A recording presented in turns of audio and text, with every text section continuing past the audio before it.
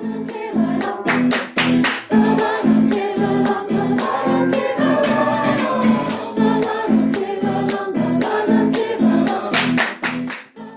learning for adolescents. And the active, I often explain it to people that it refers to activating the head, the heart and the hands. So the integration of that, activating, nurturing the head, heart and the hands. For the activity weeks and those, like the boat building project at the moment, to have a task like that, where within a few weeks they are making a boat outside and to put it in the water, all the skills that are needed. And you do activate head, heart and hands within that one project. It becomes alive. ALFA is different to other schools because there's a main lesson every morning and you pick one particular topic that goes on for about 3 weeks. So say like the physics of sound. So you'll have time to do all the theory and all the experiments, and you go deeply into the one subject rather than changing and chopping and changing too quickly. So it gets a chance for the kids to go home and reflect on it that night and then come back and go deeper. We have a main lesson for 2 hours every morning on a specific topic for 3 weeks. We do it every morning, so I think you really learn that subject. You don't just go over it once a week and then, yeah. You get a chance to be immersed in the subject and it really sticks in your head the way they teach it.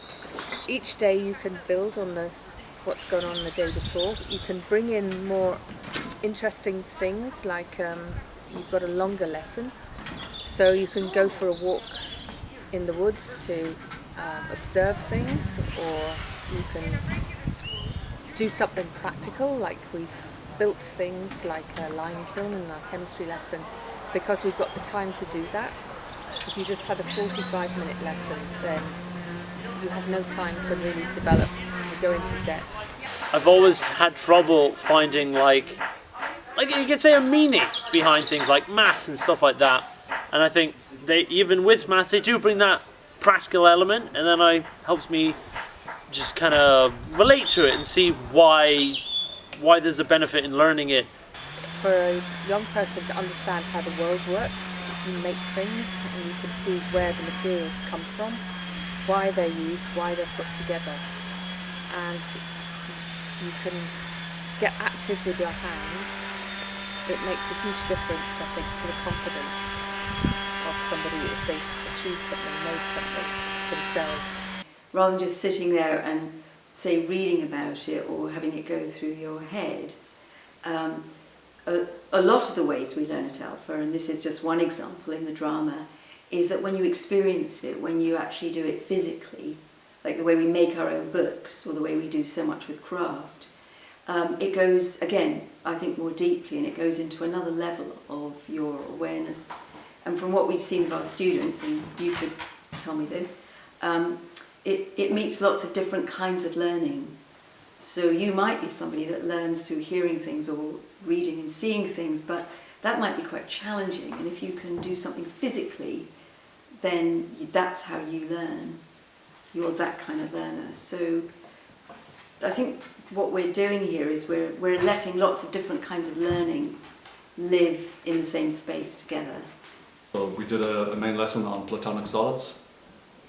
So they're the 5 shapes that have regular surfaces, regular edges and angles between the faces. So this is one example where you get 3 rectangles of a particular ratio, and if you intersect them in this way and then join the corners, you get a 20-sided figure known as an icosahedron.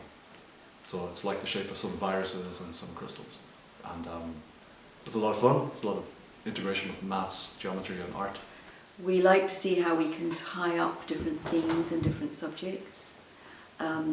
So for example, a subject like my own drama would be a subject where you could also bring in history, you bring in language, you bring in movement and dance and music, you bring in social skills, you can journal it, you can work with authors, you can write your own scripts. So the ALFA project like to employ professional craftspeople to work with the students on various activities, and this year I was delighted that they asked me as a boat builder to teach the history of Ireland through the medium of evolving boat building technology. So between us we've built a curragh using everything really from Mesolithic woven willow work at one end right through to sawn timber, steamed timber and marine plywood in epoxy resin. We learn all the different skills needed to make a boat and all the materials that need to be used for the boat and what tools are used. So today, firstly, we fixed the top together, and inside it we put a punch. So it's put there to, as a kind of a payment to get to heaven if you sink in the boat. We got a pot and filled it with water and stuck it on a stove, and that then boiled, and we used the steam for bending sticks of wood. So we got this big long pipe that kept the steam inside. So we steamed them for about 10 minutes, and then we took them out and shoved them in one end of a former and then bent them over at the other side, and we clamped them and left them for a day. As part of the project, it was brilliant fun to go to Copenhagen with the students, and we went to the Viking Ship Museum in Roskilde, where we not only saw the boats that were dug out of the fjord 60 years ago and reassembled in the museum, but also to see the work that the shipwrights there are doing to recreate copies of the longships using traditional tools and techniques. The students were able to have a go themselves at splitting an oak tree trunk to make planks. And then we went for a row and a sail on the fjord in the afternoon, which was great fun too. We went to Copenhagen on a trip to learn more about boats, and we went to a boat museum with old Viking boats that they found. We went out on a fjord with the boat and we were learning how to sail. There's a good amount of creativity, so there's lots of time for arts and crafts. So for example, the whole week or two spent making boats. That's never a part of a normal school. And then the other activities, shoemaking or, working outside, making the foundation for a geodesic dome, for example. Well, I'm sitting on what is in 2 years time or something like that going to be a dome. It's supposed to be a room for like activities when it's raining. Also gonna do the plane here. It's this like semicircular structure and it's made out of triangles put together. We put it some cement and stones and sand and water, of course, because we put it in the concrete mixer. We also put it some things made out of clay, so then you could see our name of the people who made it. I'm making some shoes out of leather, all by hand. There's going to be rubber on the bottom and then laces here. We started the shoes by moulding our feet. So basically we covered our feet in clay, got our feet out of the clay and poured it full of plaster. Then we basically had a shape of our foot. Then we put more plaster on top and sanded it off, just in the shape of the shoe that we want. And then we mould the leather on. I found in a mainstream school, you're very restricted to what you have to, you have to learn what's in the box, and it's like the relationship with other teachers and other students is very limited, and it's like they're the teacher, you're the student. And also there's a hierarchy there, like in mainstream schools, that isn't in ALFA at all. I find anyway they're a little bit more like mentors than teachers, but maybe not peers, but definitely it's a closer relationship, I would say, than just a teacher. It's a lot more informal. There's less of a, as you could say, a wall, a divide. You can really sit down, have a proper conversation, that kind of stuff. And the opportunity to have the pupils' opinion on things heard really makes an impact in the general feeling of the class and how people interact with each other. I think here at ALFA, one of the big things I find anyway with the teachers is respect. There's a lot more respect and just, I guess we can just relax and learn. Teachers got a really nice relationship with students.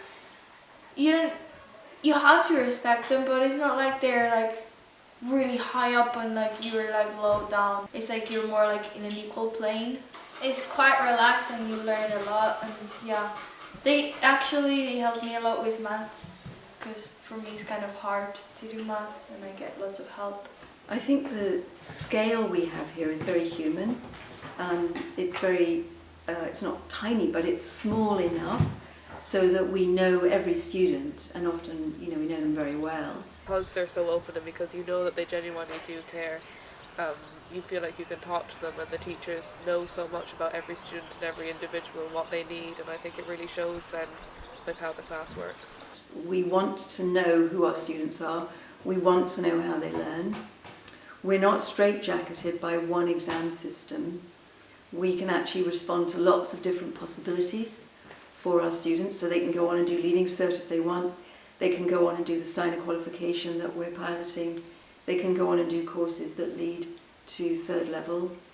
So we have the freedom to just be helping them become the kind of learners they want to be and discover what they really enjoy about learning. It's different from every other school I've gone to, and I've gone to a lot of schools. The teaching just suits everybody individually, and I think it works for every type of person that comes here. I'm not really a big group activity person, but here I just find that because everyone takes care of each other so well, that they're more fun. You get more time with every teacher, and they really pay attention to what you need and what you're struggling with or what you're good at, and tailor everything to you. And I think the other thing is you realise you never stop learning, that you're learning alongside your students, and you're learning through your students as well. I've learnt so much through just, sharing learning with my students. The philosophy of letting the pupil in front of you become like the textbook. So instead of just getting a textbook that somebody else made and just repeating that somebody else made, you look at the student in front of you and try and inspire them and draw out from them what their natural interests are. And I think that's a good way to learn. So it keeps it alive, and it's a lot of freedom is given to the teacher to explore their particular individual approach. And the colleagues here are really fun to work with as well, because everybody is usually very passionate about their subject and really wants to be here. The reason I really enjoy working at ALFA is the creativity. I really enjoy being creative in how to make the lessons interesting, what to bring into the lessons, and then enjoy seeing how the students kind of pick up that creativity and take it into all the other lessons. So it's everything builds on what's gone on before. I think people come for all different reasons. I think the atmosphere is what really seems to suit people here too. It's more like an extension of home, but an educational space, a learning space. It's a breathing space for people to be who they are and to discover who they are with others. The thing about ALFA that makes it so good is the opportunity. It gives lots of young people to not only be themselves but explore their own kind of identity within themselves. It kind of offers people the space to grow. I find that when people first come here, they kind of have a lot of who they had to be in their old school, whatever clique they were in, whatever they were doing, it's still there, and slowly but surely that gets taken away and they finally kind of come out as whatever they are, and I think it's a really, really cool process. You don't have to put on a show or try to fit in with the right group. It feels very much like a second family. Yeah, I don't feel uncomfortable talking to anybody. I feel welcome to talk to who I want to. Like Shun was saying, there is like, you just be whoever you want to be. And it is a big family. Like, it's just fun and enjoyable to be here every day. Like, I want to come to school every morning. For me anyway, it was like the only option because mainstream school didn't work out, so I think it's a second chance for a lot of people. I think for me anyway, it was a place to kind of heal a little bit because I had a really rough time at normal school, so I think it's really healthy. I was going to see it more as like life learning. Essentially they teach you how to become a healthy person in all aspects, not just academically, but in like, you know, self-care and like mental health, and that kind of management is always acknowledged and seen as important as well, which is vital, I think.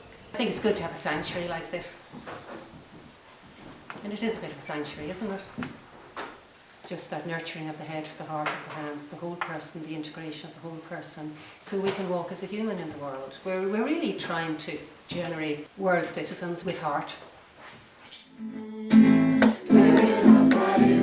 Body,